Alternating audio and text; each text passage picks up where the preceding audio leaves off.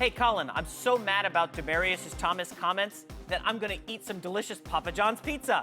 Sorry, I'm contractually obligated to say that in all communications.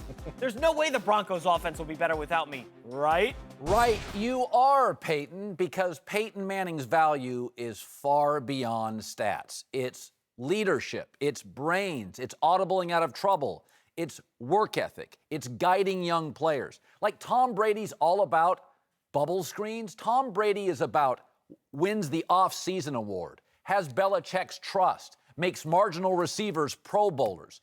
The great quarterbacks are transcendent beyond the game. They change. John Elway changed the Broncos as a city. LeBron's changed Cleveland as a city, as a basketball franchise. He's changed the sport. We now challenge that MJ's not the best player.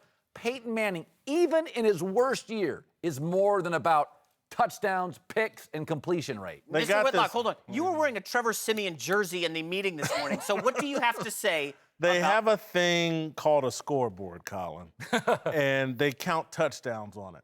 And the guy threw 9 touchdown passes and 17 interceptions last year. Listen, I love Peyton Manning, one of the greatest quarterbacks of all time. I think number 6 or 7 on my list. I love everything he stands for, represents. He's awesome. But he was terrible last year. That defense drug him to the Super Bowl last year. I do think his leadership and the intangibles are valuable, but can their offense be better without him? Hell yeah. Their offensive line lost key pieces. Their defense won't be as good, meaning their offense may not have the field position. The division is now better.